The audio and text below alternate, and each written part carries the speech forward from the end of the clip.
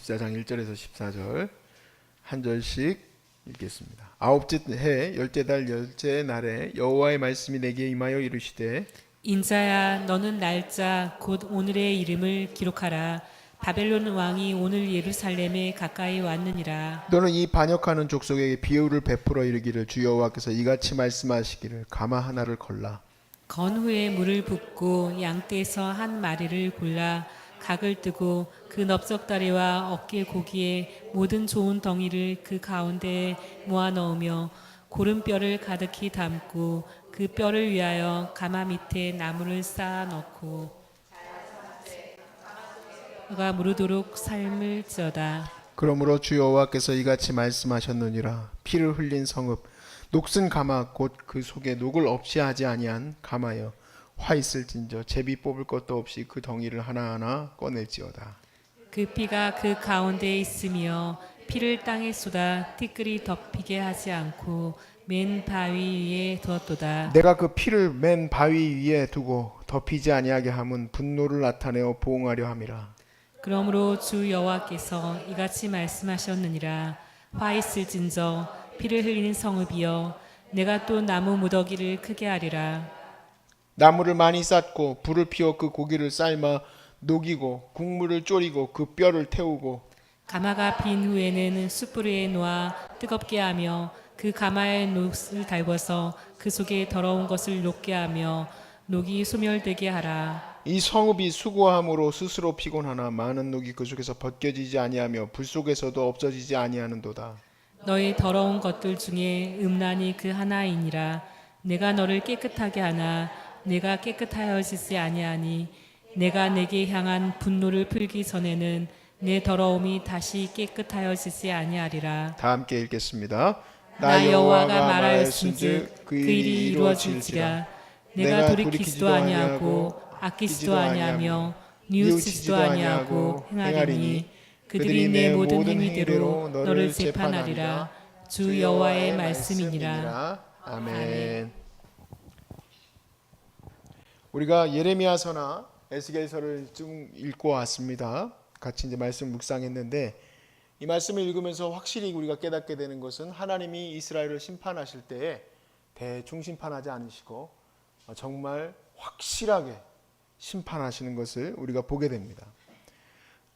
지금 오늘 예배 드리기 전에 우리 황이가 우리 이제 먼지털이 하는 그 펌프를 가지고 또 장난을 쳤어요.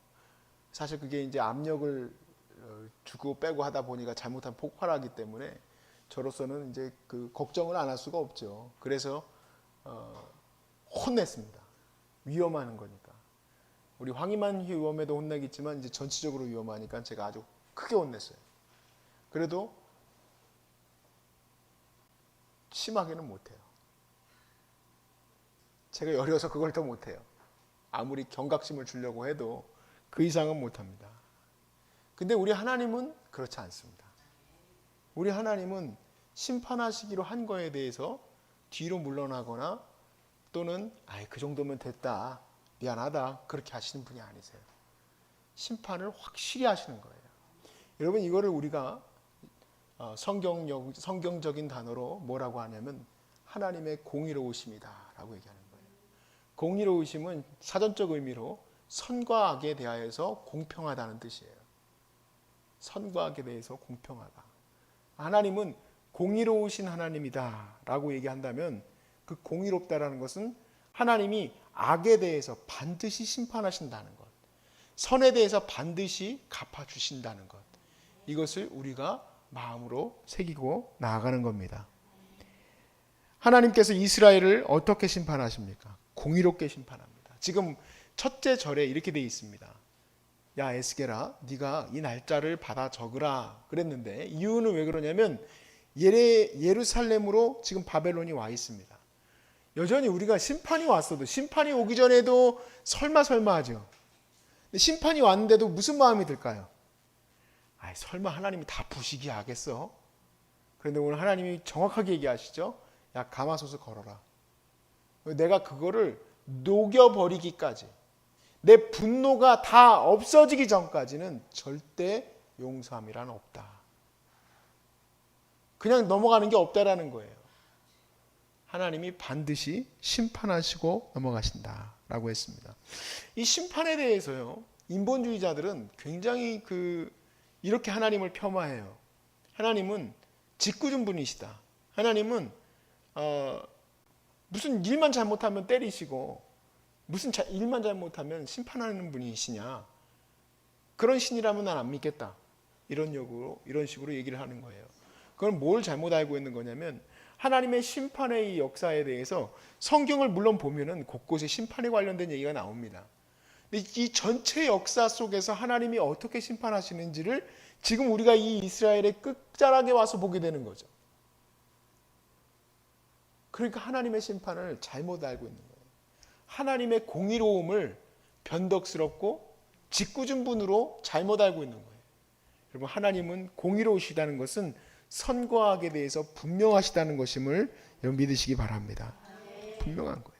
그래서 하나님이 이스라엘이라 해서 유다가 아닌 이스라엘에서 너 조금 더 맞아봐라 하고 더 때리시는 게 아니고 이스라엘이 지금까지 쌓아놓은 죄에 대하여 심판하시는 거예요.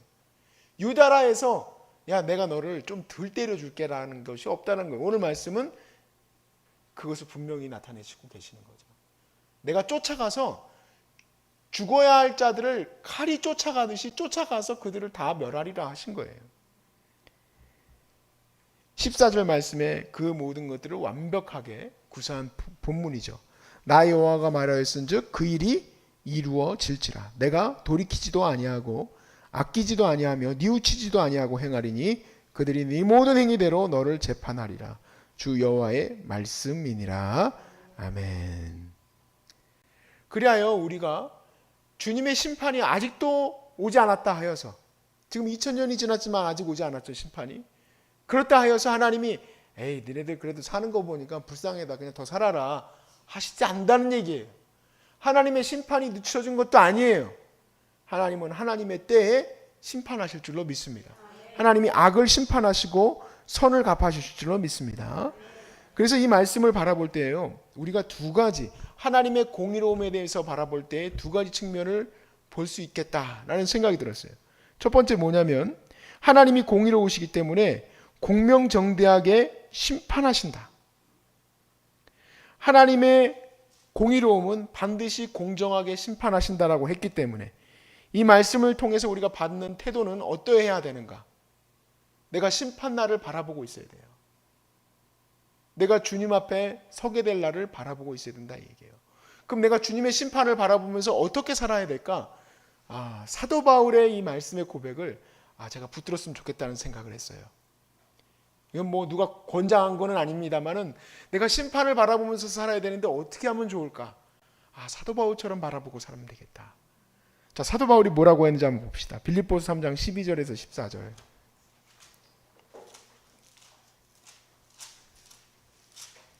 빌립보서 3장 12절에서 14절 321페이지 제가 읽겠습니다. 내가 이미 얻었다 함도 아니요 온전히 이루었다 함도 아니라 오직 내가 그리스도 예수께 잡힌 바 된 그것을 잡으려고 달려가노라. 형제들아 나는 아직 내가 잡은 줄로 여기지 아니하고 오직 한 일 즉 뒤에 있는 것은 잊어버리고 앞에 있는 것을 잡으려고 표대를 향하여 그리스도 예수 안에서 하나님이 위에서 부르신 부름의 상을 위하여 달려가노라. 아멘. 여러분 우리가 심판을 바라보면서 산다고 했을 때 내가 무슨 수로 주님의 거룩한 구원을 얻을 수 있겠습니까? 저는 제 공로로 주님의 거룩한 구원을 얻을 수 있는 힘이 없어요. 공명정대하신 하나님 앞에 섰을 때 두려워하지 않을 수가 없다 이 얘기예요. 그러므로 나의 구원은 예수의 보혈의 은혜 없이는 되지 않음을 믿습니다. 예수의 보혈로 내가 구원을 얻는데 예수의 보혈로 구원을 얻는다 하여서 나는 구원을 얻었다라고 얘기하지 않는다는 거예요. 내가 구원을 얻었다 하고 살지 않는다는 얘기예요. 구원을 아직 받지 못한 것과 같이 오늘도 예수 그리스도의 보혈의 은혜가 필요함을 고백하고 오늘도 나는 예수의 구원의 은혜가 필요한 거예요. 고등학교 3학년 때 수련회 때 내가 주여 주여 부르짖고 기도하고 잘못했습니다 하고 회개했으니까 나는 오늘 회개 안 해도 되는 그런 존재가 아니고 난 다시 주님 앞에서 회개해야 될 존재일 수밖에 없다는 얘기예요. 주님 앞에 그리고 그 구원의 은혜를 붙들기 위하여 내게 주어진 사람들을 온전히 섬기고 사랑하고 살아가는 거예요. 왜냐하면 주님이 나를 염소와 양으로 구별하실 때 네가 나를 한 번도 찾아주지 않았다. 내가 목마를 때에 네가 물을 주지 아니하였다. 내가 이렇게 슬프고 어려울 때 한 번도 찾아봐 주지 않았다라고 하실까 봐 나는 오늘도 주님의 거룩한 삶을 그냥 이렇게 허비하고 살 수가 없는 거예요. 때로는 허비하고 싶을 때도 있어요. 토요일에 우리 섬기시는 목사님을 제가 이제 이전에 섬기던 담임 목사님 만나러 갔었어요. 우리 아내가 책을 냈으니까 아무래도 갖다 드려야 되겠죠. 대번에 이제 물어보시는 게 이제 8월이지 않습니까? 이 목사 그래서 휴가 갔다 왔는가? 못 갔다 왔습니다. 그냥 웃으시고 말하셨는데 솔직히 말하면 갈 수가 없습니다. 왜 갈 수가 없냐면은 주님이 내게 주신 사람들의 마음을 하나하나 보면 갈 수 있는 시간이 없어요. 갈 수가 없어요. 너무 가슴이 아파요. 그것을 숨기고 싶고 또 때로는 그런 마음을 보이고 싶지 않아요. 괜히 여러분들이 아이고 이 목사님 측은지심 갖고 있구나 그렇게 생각할까 봐. 여러분이 더 치열하게 싸워나가는 것이 더 멋져요. 오늘도 막 기도 소리가 막 밖에까지 울려 퍼지는데 전 승리의 함성 같아요. 어떻게 암한 자들이 저렇게 더 기도할 수 있는가? 어떻게 저렇게 더 찬양할 수 있는가? 일반인들이 보고 두려워서 엎드려 주님 앞에 주님 저 같은 자에게 무슨 건강을 주십니까? 하고 두려워하도록 이곳에서 기도하는 그 기도의 소리가 하늘까지 울려드리는 줄로 믿습니다. 저는 그래서 가서 뭐 아이고 힘드시죠? 괴롭습니다. 죄송합니다. 그런 말 하잖아요. 무슨 말이냐고. 지금 사명 감당하는 거지. 여기서 힘을 다해서 주님 앞에 기도하는 거지. 그거에 더 응원을 하고 있습니다. 그래도 감당하기가 쉽지 않아요. 우리 주님이 주신 이 삶이 매일의 이 삶이 허비되어질 시간이 없습니다. 힘들고 어려운 사람들이 이렇게 많은데 내 자리가 어디일까 찾는 지금 그런 생각조차 할 시간이 없다 이 얘기예요.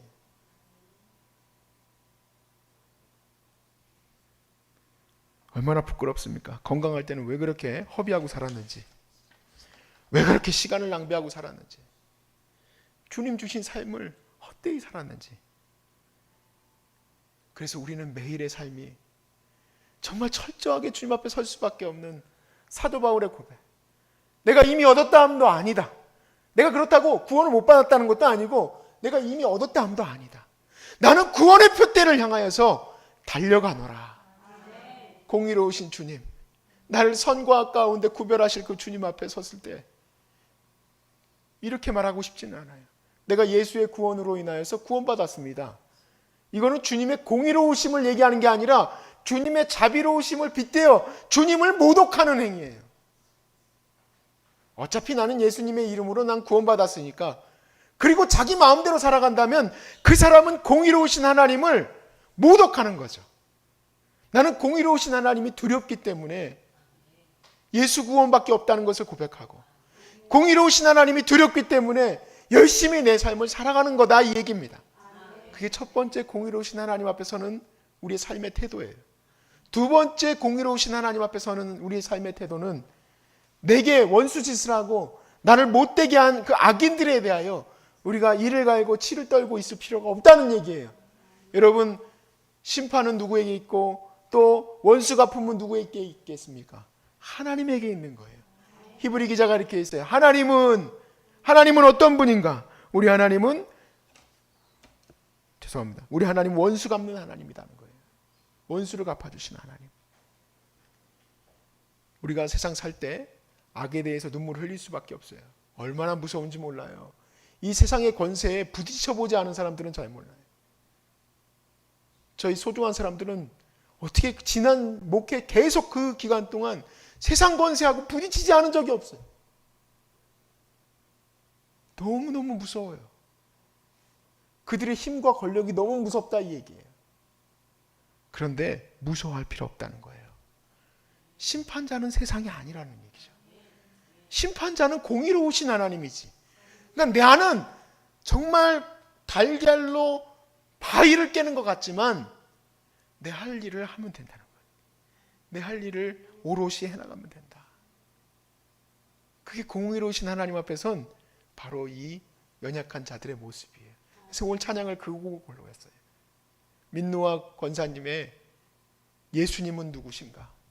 그 구한말 이후에 정말 이 나라가 어렵고 힘겨울 때 예수님이 누구신지 붙들었던 우리 성도들의 거룩한 삶의 그 고백, 또 종교개혁 시대의 루터의 그 고백.